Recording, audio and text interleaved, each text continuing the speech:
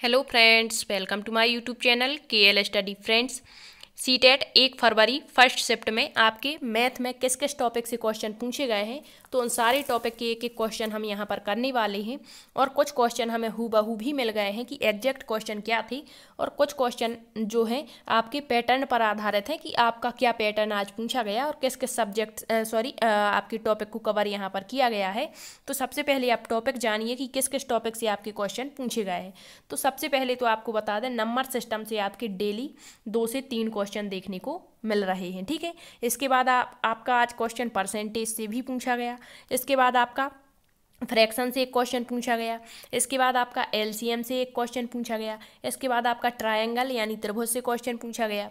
Ben Healy theory से एक question पूछा गया। ठीक है, तो ये कुछ इंपॉर्टेंट टॉपिक हैं। जैसे पैटर्न से भी क्वेश्चन पूछा, घड़ी से पूछा गया, आपकी प्लेस वैल्यू फेस वैल्यू से क्वेश्चन पूछा गया। इसके बाद आपके एवरेज से एक क्वेश्चन पूछा गया।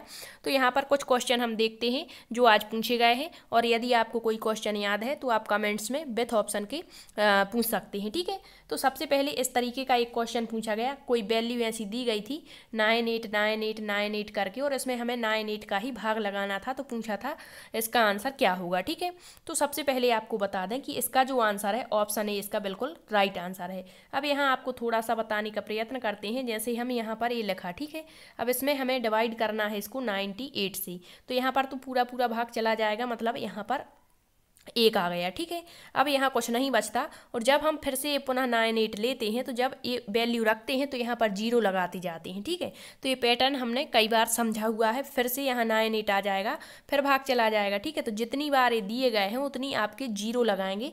तो इसका आंसर 1 1 1 1 1 आ जाएगा। ठीक है, 0 1 0 1 0 1। ठीक है, तो इसका करेक्ट आंसर आपका ऑप्शन है, और इसे आप करके भी देख सकते हैं। नेक्स्ट क्वेश्चन आपका एलसीएम से पूछा गया। कैसा था क्वेश्चन? 4 घंटियाँ 30 मिनट, 1 घंटा, 1.5 घंटे और 1 घंटा 45 मिनट के अंतरालों पर बजती हैं। तो ये सभी घंटियाँ एक साथ दोपहर 12 बजे बजी थीं, तो पुनः एक साथ कितने बजे बजेंगी? तो ये आपको पता है, एलसीएम से आपका क्वेश्चन है। तो सबसे पहले हम जो ये घंटे दिए गए हैं इसको मिनट में कन्वर्ट कर लेंगे। ठीक है, तो यहाँ तो सबसे पहले 30 मिनट दिया है, तो इसकी कोई टेंशन ही नहीं। फिर दिया है 1 घंटा, तो 1 घंटे में कितने मिनट होंगे हमारे? 60। तो ये मिनट में हम कन्वर्ट कर रहे हैं। ठीक है, फिर यहाँ 1.5 घंटा दिया है, तो 1.5 घंटे में कितने मिनट होंगे? तो 1 घंटे के 60 और आधे घंटे के 30, तो टोटल कितने? 90 मिनट हो गए। फिर ये 1 घंटे में 60 मिनट और 45 से दिया गया है, तो टोटल कितने हो जाएंगे? 105 मिनट। अब हम इनका एलसीएम निकाल देंगे। ठीक है, तो जब हम इनका एलसीएम निकालेंगे, आप निकाल करके देखिए, तो इनका एलसीएम जो है आपका कितना आ जाएगा? 1260 करके आएगा। ठीक है, आप स्वयं निकाल के देख लीजिए, तो कितना आएगा? 1260 आएगा। इतनी यहाँ पर जगह नहीं है, इस कारण से आपसे बोल रहे हैं। ठीक है, 1260 आ गया। अब ये 1260 जो आया है, इसको हम किस में अपने घंटे में कन्वर्ट करेंगे। ठीक है, घंटे में। तो घंटे में कन्वर्ट करने के लिए इसको क्या करेंगे? इसको 60 से डिवाइड कर देंगे। जब हम इसको 60 से डिवाइड करेंगे, तो इसको डिवाइड करने पर आपका आ जाएगा 21 घंटे। तो ये घंटियाँ जो है कितने घंटे के बाद बजेंगी? तो इसका करेक्ट आंसर था आपका 21 घंटे के बाद बजेंगी। ठीक है, नेक्स्ट क्वेश्चन आपका औसत से पूछा गया, एवरेज से। तो ऐसा मतलब एग्जैक्ट क्वेश्चन नहीं है, थोड़ी सी आपकी वैल्यू चेंज हो सकती है। और इसको आप मतलब लैंग्वेज में भी पूछ सकते हैं कि एक व्यक्ति है, उसकी ऊंचाई इतनी है, दूसरे व्यक्ति की इतनी है, तीसरे व्यक्ति की ऊंचाई इतनी है, तो इनका औसत ज्ञात कीजिए। ठीक है, तो हमने केवल यहाँ पर संख्याएं ले ली हैं, तो आप इसे 2 प्रकार से निकाल सकते हैं। ठीक है, एक तो यहाँ पर आप इस तरीके से इसका सूत्र याद रखिए कि प्रथम संख्या प्लस अंतिम संख्या बटा में 2 कर देंगे। ठीक है, तो इससे भी आपका औसत निकल के आ जाएगा। और यदि ऐसा नहीं निकालना, तो सबको जोड़ेंगे, आप सबका योग करेंगे, और फिर जितने नंबर्स दिए गए हैं उनका इसमें डिवाइड कर देंगे। ठीक है, तो ये बहुत लंबा प्रोसेस हो जाता है। तो सबसे अच्छा है आपको सबसे पहले और ऐसा कब करेंगे? फर्स्ट और लास्ट संख्या कब लिखनी है? जब इनमें अंतर सेम दिया गया हो। ठीक है, तो ये आपकी सम संख्याएं ली गई हैं और अंतर बिल्कुल सब में एक सा है। 6 के बाद 8, 2 का अंतर है। ठीक है, तब ये सूत्र आपका काम करेगा। तो यहाँ पर हम प्रथम संख्या लेंगे प्लस अंतिम संख्या लेंगे और बटे में 2 का भाग कर देंगे, क्योंकि 2 संख्याएं हमने ली हैं। तो इसको हम योग करेंगे तो कितना आ जाएगा? 30 आ जाएगा। और यहाँ बटे में 2 कर देंगे और इसको डिवाइड करेंगे तो आपका 15 निकल करके आंसर आ जाएगा। तो इसका राइट आंसर आपका ऑप्शन ए हो जाएगा। ठीक है, नेक्स्ट आपका जातीय मान और आपका जो अंकित मान होता है, जातीय मान है जो आपका जो है वो वही रहता है किसी भी संख्या का, ठीक है, और स्थानीय मान आपका चेंज हो जाता है।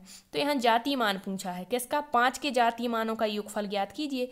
तो यहाँ 5 का जातीय मान कहीं से भी पूछ लें, तीनों में 5 है तो 5 + 5 + 5 हो जाएगा, क्योंकि जातीय मान कभी भी बदलता नहीं है।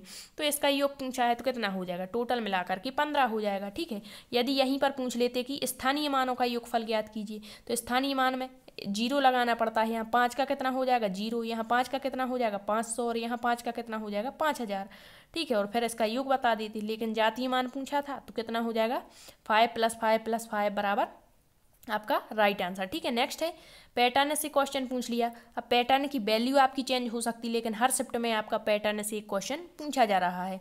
तो जैसे यहाँ पर इस तरीके से दिया गया है और हमसे वैल्यू दी है और इसका आंसर पूछा है। तो यहाँ आप देख पा रहे हैं 9 मतलब जो है इसका गुणा किया गया है और +7 किया है, तो इतनी वैल्यू आ गई।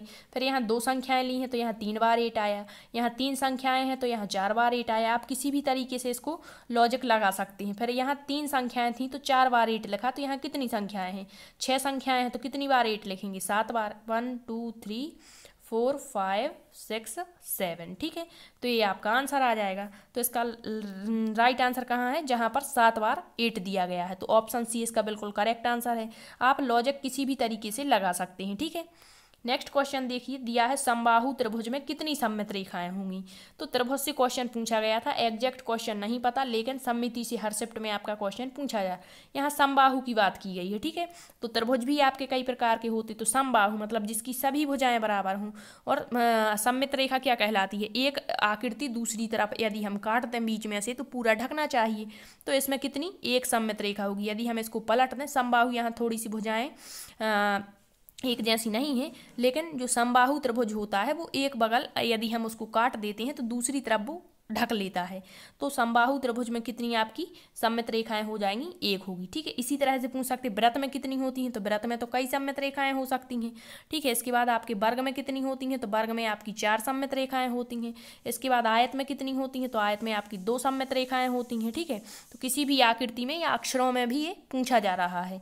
नेक्स्ट क्वेश्चन पूछ लिया आपका, एक बालक ने 18:40 बजे अपनी यात्रा शुरू की, मतलब ये घड़ी से क्वेश्चन पूछा गया है आपका, और 22:20 बजे समाप्त कर ली। यात्रा में पूरा समय कितना लगेगा। तो यहाँ पर जहाँ ख़त्म करता है मतलब पहुँचने के समय में से आपका जाने के समय को माइनस कर देते हैं, ठीक है। तो 22:20 मतलब ये कितना बजा होगा अपनी घड़ी के हिसाब से, तो 10 कितना बजा है यहाँ पर 40, सॉरी यहाँ पर ठीक है 20 है, ठीक है।